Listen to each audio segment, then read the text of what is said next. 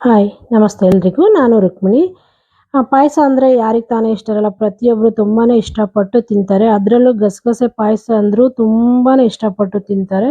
ಮತ್ತು ಆರೋಗ್ಯಕ್ಕೂ ತುಂಬಾ ಒಳ್ಳೆಯದು. ಎದೆ ನೋವಿಗಂತೂ ತುಂಬ ಅಂದರೆ ತುಂಬಾ ಒಳ್ಳೆಯದು. ಹೇಗೆ ಮಾಡೋದು ಅಂತ ಇವತ್ತು ನಾನು ತೋರಿಸ್ಕೊಡ್ತಾ ಇದ್ದೀನಿ. ತುಂಬ ಸಿಂಪಲ್ಲಾಗಿ ಕಡಿಮೆ ಸಮಯದಲ್ಲಿ ತುಂಬಾ ಟೇಸ್ಟಿಯಾಗಿ ಅದ್ಭುತವಾದ ರುಚಿಯಲ್ಲಿ ಹೇಗೆ ಮಾಡೋದು ಅಂತ ತೋರಿಸ್ತಾ ಇದ್ದೀನಿ. ಬನ್ನಿ ಹೇಗೆ ಮಾಡೋದು ಅಂತ ನೋಡ್ಕೊಳ್ಳೋಣ. ನಾನಿಲ್ಲಿ ಗಸಗಸೆ ಪಾಯಸ ಮಾಡೋಕ್ಕೋಸ್ಕರ ಮೊದಲಿಗೆ ನೋಡಿ ಒಂದು ಸ್ಟವ್ ಮೇಲೆ ಒಂದು ಬಾಣಲಿ ಇಟ್ಕೊಂಡಿದ್ದೀನಿ. ಬಾಣಲಿ ಸ್ವಲ್ಪ ಬಿಸಿ ಆಗ್ತಾ ಇದ್ದಂಗೆ ನೋಡಿ ಈ ಕಪ್ಪಲ್ಲಿ ಒಂದು ಅರ್ಧ ಕಪ್ ಆಗೋಷ್ಟು ನಾನಿಲ್ಲಿ ಗಸಗಸೆ ತಗೊಂಡಿದ್ದೀನಿ. ಜೊತೆಗೆ ಒಂದು ಸ್ವಲ್ಪ ಗೋಡಂಬಿ ಮತ್ತು ಬಾದಾಮಿ ಅಷ್ಟು ತಗೊಂಡು ಇದಕ್ಕೆ ಸೇರಿಸ್ಕೊಂಡು ಈ ಸ್ವಲ್ಪ ಚಟಪಟ ಅನ್ನೋವರೆಗೂ ಸ್ವಲ್ಪ ಕಂದು ಬಣ್ಣ ಬರೋವರೆಗೂ ಮೀಡಿಯಂ ಫ್ಲೇಮಲ್ಲಿ ಇದನ್ನು ಚೆನ್ನಾಗಿ ಫ್ರೈ ಮಾಡ್ಕೊಳ್ಳೋಣ. ನೋಡಿ ಫ್ರೈ ಆಗಿದೆ. ಇಷ್ಟು ಫ್ರೈ ಆದರೆ ಸಾಕು. ತುಂಬ ಕಪ್ಪಾಗೋವರೆಗೆಲ್ಲ ಫ್ರೈ ಮಾಡೋಕ್ಕೆ ಹೋಗಬಾರ್ದು. ಇವಾಗ ಇದನ್ನ ತೆಗೆದು ಒಂದು ಪ್ಲೇಟಿಗೆ ಸೇರಿಸ್ಕೊಳ್ತೀನಿ. ಸ್ವಲ್ಪ ತಣ್ಣಗಾಕಿ ಬಿಟ್ಬಿಡೋಣ. ಈಗ ಅದೇ ಬಾಣಲಿಲಿ ಒಂದೇ ಒಂದು ಸ್ಪೂನ್ ಆಗೋಷ್ಟು ನಾನಿಲ್ಲಿ ಅಕ್ಕಿ ತಗೊಳ್ತಾ ಇದ್ದೀನಿ. ಯಾವ ಅಕ್ಕಿ ಆದರೂ ತಗೊಳ್ಳಿ, ಪರವಾಗಿಲ್ಲ, ಚೆನ್ನಾಗಿರುತ್ತೆ. ಅದನ್ನು ಕೂಡ ಸ್ವಲ್ಪ ಫ್ರೈ ಮಾಡ್ಕೊಳ್ಳೋಣ. ಸ್ವಲ್ಪ ಕಂದು ಬಣ್ಣ ಬರೋವರೆಗೂ ಅಕ್ಕಿ ಕೂಡ ಚೆನ್ನಾಗಿ ಫ್ರೈ ಮಾಡ್ಕೊಂಡು ತಗೊಳ್ಳೋಣ. ನೋಡಿ ಫ್ರೈ ಆಗಿದೆ ಕೂಡ. ಇವಾಗ ಇದನ್ನು ಕೂಡ ತೆಗೆದು ಅದೇ ಪ್ಲೇಟಿಗೆ ನಾನು ಸೇರಿಸ್ಕೊಂಡು ಒಂದು 5 ನಿಮಿಷ ಅದನ್ನು ತಣ್ಣಗಾಕಿ ಬಿಟ್ಬಿಡೋಣ. ಎರಡು ಕೂಡ ಚೆನ್ನಾಗಿ ತಣ್ಣಗಾಗಬೇಕು. ಆಮೇಲೆ ಮಿಕ್ಸಿ ಜಾರ್ಗೆ ಹಾಕ್ಕೊಂಡು ರುಬ್ಬಕ್ಕೆ ಈಸಿ ಆಗುತ್ತೆ. ಅದು ತಣ್ಣಗಾಗೋವರೆಗೂ ನಾನಿಲ್ಲಿ ಬೆಲ್ಲನ ಸ್ವಲ್ಪ ಕರಗಿಸ್ಕೊಳ್ತೀನಿ. ಬೆಲ್ಲ ಕರಗಿಸ್ಕೊಳ್ಳೋಕ್ಕೋಸ್ಕರ ಸ್ಟವ್ ಮೇಲೆ ಒಂದು ತಪ್ಪಲೆ ಇಟ್ಕೊಂಡು ನೋಡಿ ಇಲ್ಲಿ 1.5 ಕಪ್ಪಿನಷ್ಟು ನಾನಿಲ್ಲಿ ಬೆಲ್ಲ ತಗೊಳ್ತಾ ಇದ್ದೀನಿ. ಆಮೇಲೆ 1 ಕಪ್ ಆಗೋಷ್ಟು ನೀರು ಕೂಡ ಸೇರಿಸ್ಕೊಂಡು ಇದನ್ನು ಸ್ವಲ್ಪ ಕರಗಿಸ್ಕೊಳ್ಳೋಣ. ಪಾಕ ತೆಗೆಯೋದೇನು ಬೇಡ. ನೀವು ಸಿಹಿ ನೋಡಿಕೊಂಡು ಬೆಲ್ಲನ ಸೇರಿಸ್ಕೊಳ್ಳಿ, ಎಷ್ಟು ಬೇಕೋ ಅಷ್ಟು. ನೋಡಿ ಬೆಲ್ಲ ಕೂಡ ಕರಗಿದೆ ಇವಾಗ ಚೆನ್ನಾಗಿ.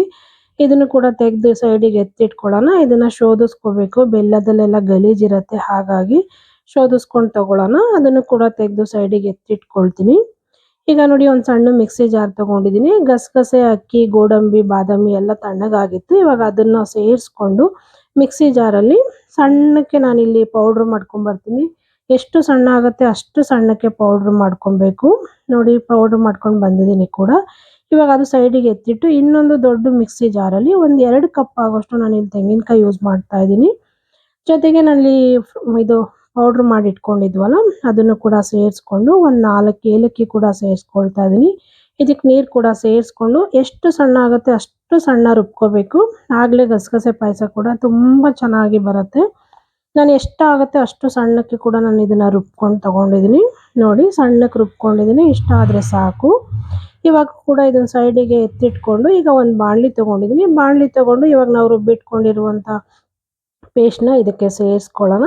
ಜೊತೆಗೆ ಸ್ವಲ್ಪ ಜಾರ್ ಕೂಡ ತೊಳೆದು ಅದು ಕೂಡ ಸೇರಿಸ್ಕೊಳ್ತೀನಿ. ಈಗ ನಾವು ಬೆಲ್ಲ ಕರಗಿಸಿ ಇಟ್ಕೊಂಡಿದ್ವಲ್ಲ ಅದನ್ನು ಕೂಡ ಸೋಸ್ಕೊಳ್ಳೋಣ. ಇದ್ರ ಜೊತೆಗೇನೆ ನೀಟಾಗಿ ಶೋಧಿಸ್ಕೊಂಡು ತಗೊಳ್ಳೋಣ. ಬೆಲ್ಲದಲ್ಲೆಲ್ಲ ಗಲೀಜಿರುತ್ತೆ, ಹಾಗಾಗಿ ಸೋದಿಸ್ಕೊಂಡು ತಗೊಬೇಕಾಗತ್ತೆ. ಇವಾಗ ನೋಡಿ ಅದನ್ನು ಹಾಕ್ಕೊಂಡಿದ್ದಾಗಿದೆ. ಇವಾಗ ಇದನ್ನು ಚೆನ್ನಾಗಿ ಮಿಕ್ಸ್ ಮಾಡ್ಕೊಳ್ಳೋಣ. ಒಂದ್ಸಲ ನೀಟಾಗಿ ಮಿಕ್ಸ್ ಮಾಡ್ಕೊಂಡು ತಗೊಳ್ಳೋಣ. ಈಗಲೇ ನಾನು ಸ್ಟವ್ ಮೇಲೆ ಏನು ಇಟ್ಟಿಲ್ಲ, ಡೈರೆಕ್ಟಾಗಿ ಎಲ್ಲನೂ ಹಾಕ್ಕೊಂಡು ಮಿಕ್ಸ್ ಮಾಡ್ಕೊಳ್ತಾ ಇದ್ದೀನಿ. ಈಗ ನೋಡಿ ಸ್ವಲ್ಪ ಗಟ್ಟಿ ಅನ್ನಿಸ್ತಾ ಇದೆ, ಹಾಗಾಗಿ ಇನ್ನೂ ಒಂದು ಸ್ವಲ್ಪ ನೀರು ಸೇರಿಸ್ಕೊಳ್ತೀನಿ. ನಾವು ಆದಷ್ಟು ಗಸಗಸೆ ಪಾಯಸನ ತೆಳ್ಳಗೆ ಮಾಡ್ಕೊಂಡು ಕುಡಿದ್ರೇ ಚೆನ್ನಾಗಿರುತ್ತೆ, ಗಟ್ಟಿ ಎಲ್ಲ ಮಾಡೋಕ್ಕೆ ಹೋಗಬಾರ್ದು. ಇವಾಗ ಇನ್ನೂ ಒಂದು 2 ಕಪ್ ಆಗೋಷ್ಟು ನಾನು ನೀರು ಕೂಡ ಸೇರಿಸ್ಕೊಂಡು ನೀಟಾಗಿ ಮಿಕ್ಸ್ ಮಾಡ್ಕೊಂಡು ತಗೊಳ್ತೀನಿ. ಮಿಕ್ಸ್ ಮಾಡ್ಕೊಂಡಿದ್ದಾದಮೇಲೆ ನಾನು ಇದನ್ನು ತೆಗೆದು ಸ್ಟವ್ ಮೇಲೆ ಇಟ್ಕೊಳ್ತಾ ಇದ್ದೀನಿ. ಸ್ಟವ್ ಮೇಲೆ ಇಟ್ಕೊಂಡಿದ್ದೀನಿ ಕೂಡ. ಈಗ ನೋಡಿ ಮೀಡಿಯಂ ಫ್ಲೇಮಲ್ಲಿ ಕೈ ಬಿಡ್ದಂಗೆ ನೀಟಾಗಿ ಇದನ್ನು ತಿರುಗಿಸ್ಕೊತಾ ಬೇಯಿಸ್ಕೋಬೇಕಾಗತ್ತೆ. ಏನೇ ಇಲ್ಲಾಂದರೂ ಒಂದು 10ರಿಂದ 15 ನಿಮಿಷ ಇದನ್ನು ಹೀಗೆ ಮೀಡಿಯಂ ಫ್ಲೇಮಲ್ಲೇ ಬೇಯಿಸ್ಕೋಬೇಕು. ಸ್ಟವ್ ಹತ್ರನೇ ಇರಬೇಕು, ಇಲ್ಲಾಂದರೆ ಉಕ್ಕಿ ಚೆಲ್ಲೋಗೋ ಚಾನ್ಸಸ್ ಇರುತ್ತೆ. ನೋಡಿ ಅದ್ರ ಮೇಲಿರೋ ನೊರೆಗಳೆಲ್ಲ ಹೋಗಬೇಕು. ಅಲ್ಲಿವರೆಗೂ ತಿರುಗಿಸ್ಕೊಂಡು ನೀಟಾಗಿ ಬೇಯಿಸ್ಕೊಳ್ಳೋಣ. ನೋಡಿ ನೊರೆ ಎಲ್ಲ ಬರ್ತಿದೆಯಲ್ಲ ಅದೆಲ್ಲ ಹೋಗಬೇಕು. ಅಲ್ಲಿವರೆಗೂ ನೀಟಾಗಿ ತಿರುಗಿಸ್ಕೊಂಡು ಇದನ್ನು ಬೇಯಿಸ್ಕೋಬೇಕಾಗತ್ತೆ. ಒಂದು 5ರಿಂದ 6 ನಿಮಿಷ ನಾನು ಹೀಗೆ ಬೇಯಿಸ್ಕೊಳ್ತೀನಿ ಮೊದಲಿಗೆ. ನೋಡಿ ಈ ರೀತಿ ತಿರುಗಿಸ್ಕೊತಾನೆ ಬೇಯಿಸ್ಕೋಬೇಕಾಗತ್ತೆ. ತುಂಬಾ ಚೆನ್ನಾಗಿರುತ್ತೆ, ಆರೋಗ್ಯಕ್ಕೂ ತುಂಬಾ ಒಳ್ಳೆಯದು. ಎದೆ ನೋವಿಗೆ, ಆಮೇಲೆ ಮೂಳೆ ಸವಿತಾ ಇದ್ದರೆ ಅದಕ್ಕೆಲ್ಲ ತುಂಬ ಒಳ್ಳೆಯದು. ರಾಮಬಾಣ ಅಂತ ಕೂಡ ಹೇಳ್ಬೋದು.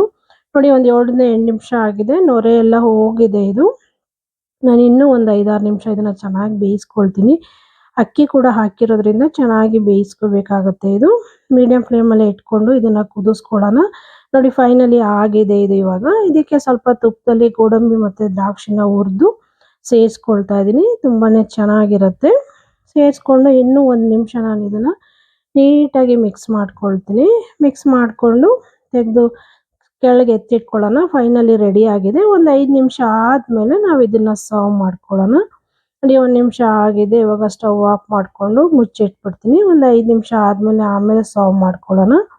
ನೋಡಿ ಸರ್ವ್ ಮಾಡ್ಕೊಳ್ತಿದ್ದೀನಿ. ನೋಡಿ ಸೂಪರಾಗಿ ಗಸಗಸೆ ಪಾಯಸ ರೆಡಿ ಆಗಿದೆ. ಮಕ್ಕಳಿಂದ ಹಿಡಿದು ದೊಡ್ಡೋರವರೆಗೂ ಎಲ್ಲರೂ ತುಂಬಾ ಇಷ್ಟಪಟ್ಟು ತಿಂತಾರೆ. ಆರೋಗ್ಯಕ್ಕೂ ಕೂಡ ತುಂಬಾನೇ ಒಳ್ಳೆಯದು. ತುಂಬ ಚೆನ್ನಾಗಿರುತ್ತೆ ಕೂಡ. ಆಗಾಗ ಮಾಡ್ಕೊಂಡು ಕುಡಿತಾ ಇರಬೇಕು. ಇಷ್ಟೇ ನೋಡಿ, ಈ ರೆಸಿಪಿ ನಿಮ್ಗೆ ಇಷ್ಟ ಆಯಿತು ಅಂದ್ಕೊಳ್ತೀನಿ. ಇಷ್ಟ ಆದರೆ ದಯವಿಟ್ಟು ಲೈಕ್ ಮಾಡಿ, ಶೇರ್ ಮಾಡಿ, ಸಬ್ಸ್ಕ್ರೈಬ್ ಮಾಡ್ಕೊಳ್ಳಿ.